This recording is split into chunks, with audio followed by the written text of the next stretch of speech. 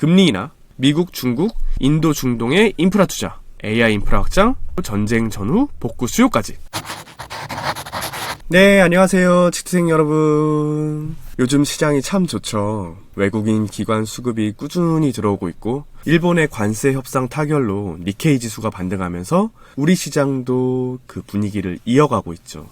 그리고 최근에 댓글로 해주시는 말씀들 정말 감사히 보고 있어요. 제 시나리오 투자가 여러분의 투자에 도움이 되었다는 말씀을 들을 때 저 역시 큰 보람을 느낍니다. 돌이켜보면 제가 주식 과도기였던 그런 시절에 이런 채널이 하나 있었더라면 진짜 얼마나 좋았을까 싶어요. 지금 여러분은 이 영상을 무료로 들으실 수 있지만 사실 저는 몇 년간 고생도 많이 하고 울기도 많이 울고 그런 시절이 있었어요. 그렇게 좀 고생하면서 쌓아온 노하우를 여러분께 알려드리는 것을 알아주셨으면 좋겠네요.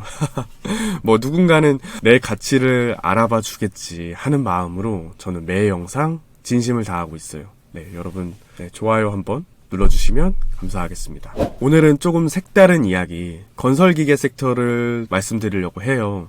사실 이 섹터 올해 하반기부터 진입해도 괜찮다고 생각을 했는데요.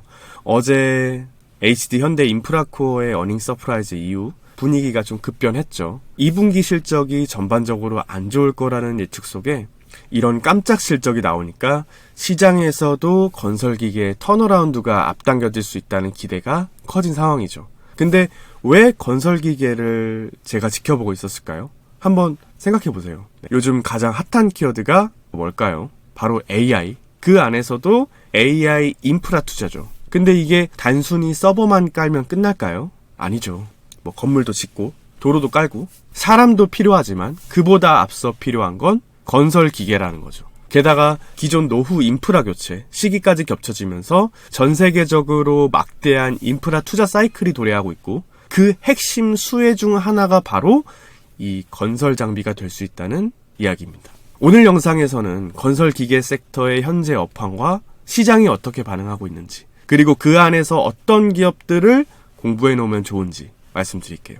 네, 그럼 본격적으로 시작해 보겠습니다. 그럼 지금 왜 건설기계를 봐야 할까? 건설기계 업종이 지금은 아닌 것 같은데 싶다가도 조금만 들여다보면 앞으로 수요가 폭발할 가능성들이 곳곳에 숨겨져 있어요. 그런 기본적 분석의 이유들을 하나씩 짚어볼게요. 첫 번째, 금리 인하 수혜. 금리가 떨어지면 정부도 개인도 기업도 돈 빌리기가 쉬워지죠. 그럼 그 돈이 어디로 흘러갈까요?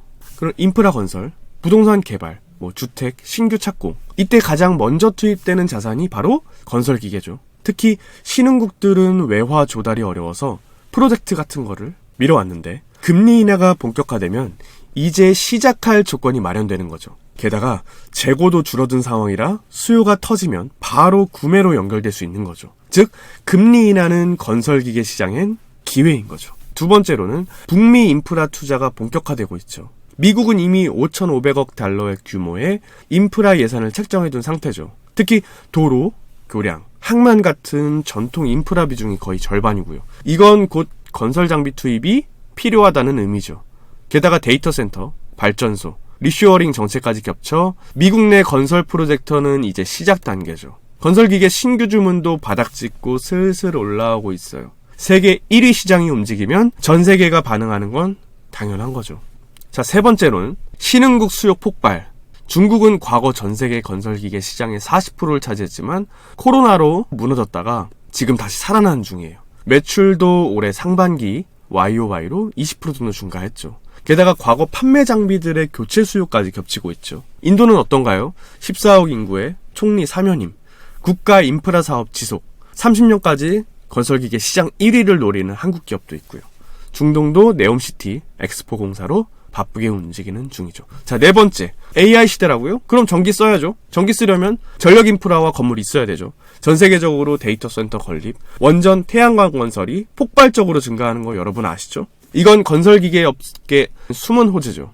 다섯 번째, 러시아 전쟁 종전 가능성. 전쟁이 끝나면 무너진 도시를 다시 세워야죠. 그 과정에서 건설기계는 필수죠. 과거 매출의 10%가량을 차지했던 러시아향 수출 복귀 가능성도 있고 유럽 주변국들의 수요 회복까지 겹치면 꽤 의미 있는 숫자가 되겠죠. 자, 정리하자면 금리 인하, 그리고 미국, 중국, 인도, 중동의 인프라 투자, 그리고 AI 인프라 확장, 그리고 전쟁 전후 복구 수요까지. 건설기계는 단순히 굴착기가 아니라 미래를 만드는 도구이자 가장 먼저 움직이는 산업인 거죠. 우리가 관심 가져야 할 이유는 충분하겠죠. 자, 건설기계 시장이 커질 거라면 그 중심에 설 기업은 바로 어디일까요? 바로 HD 현대 인프라코어죠. 기존엔 HD 현대 인프라코어와 HD 현대 건설기계가 따로 놀았어요. 인프라코어는 소형장비 중심, 건설기계는 중대형 장비에 강했죠. 근데 이제 이 둘이 합병을 해요. 서로의 빈틈을 메워주는 거죠. 예를 들면 인프라코어가 미니 굴착기를 잘 만들고 건설기계는 대형 장비 강자니까 이제는 작은 것도 큰 것도 다 되는 회사가 되는 거죠. 게다가 중복되는 제품 라인은 정리하고 풀 라인업을 완성하게 되는 거죠. 그럼 자연스럽게 시장 점유율도 상승하게 되겠죠.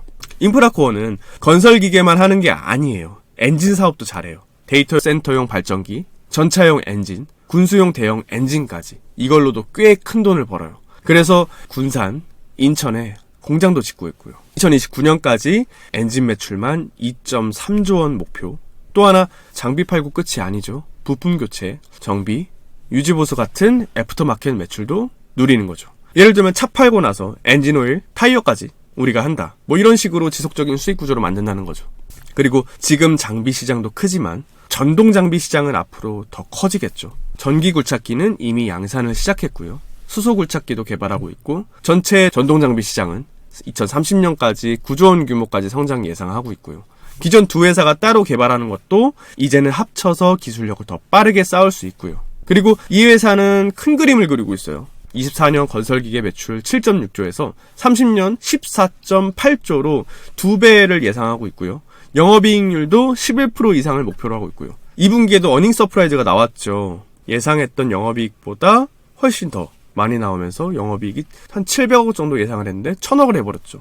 사실 올해 예상 영업이익은 2500억이었는데 상반기만 벌써 1700억을 했죠. 27년엔 실적 피크였던 4천억도 넘을 거라는 전망까지. 지금도 잘 나가고 앞으로는 더 잘 나갈 준비를 하고 있는 거죠. 건설기계 시장이 커진다면 그 중심엔 HD 현대인프라코어가 있는 거죠. 자, 이번엔 소형 건설기계의 절대 강자 두산 밥캣입니다. 밥캣은 원래 미국에서 시작한 브랜드인데요. 두산이 5조 원을 들여 인수하면서 한국 역사상 가장 비싼 해외 M&A로 기록됐던 기업이죠. 자, 그럼 소형 건설기계가 뭐길래? 사실 건설기계 시장의 절반은 소형 장비가 차지하죠.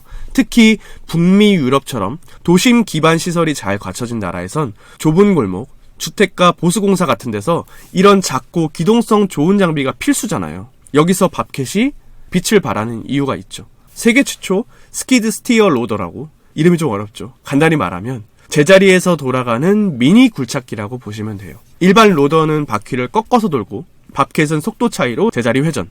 예를 들어 주차장 구석진 공간, 보도블록 공사처럼 좁은 데서 요리조리 움직여야 할 때 딱이죠. 이 기술 하나로 북미 점유율 1위. 밥캣은 현재 매출 70%가 북미에서 나오죠. 즉 북미 건설 시장이 살아나기 시작하면 가장 먼저 크게 웃을 기업이죠. 또한 인도 등 신흥국 시장 개척도 진행 중이죠. 성장을 더 넓게 갈 준비 중인 거죠. 그리고 지배구조 리스크도 사라졌죠. 예전엔 밥캣이 두산그룹 지배구조 개편 이슈로 불확실성이 있었죠. 최근 상법 개정안 통과로 이제는 그런 시나리오가 벌어지기는 어려워진 거죠. 주가에 부담이 됐던 리스크 하나 제거. 자, 올해 실적은 작년과 비슷한 수준의 영업이익이 예상되지만 26년 북미 인프라 투자가 본격화되면 영업이익 9천억, 27년엔 다시 영업이익 1조 클럽 재입성 가능을 전망하고 있다네요. 오늘은 건설기계 섹터에 대해 알아봤어요. 생소할 수 있는 분야지만 미리 공부해두면 분명 기회가 될 수 있는 시장이에요.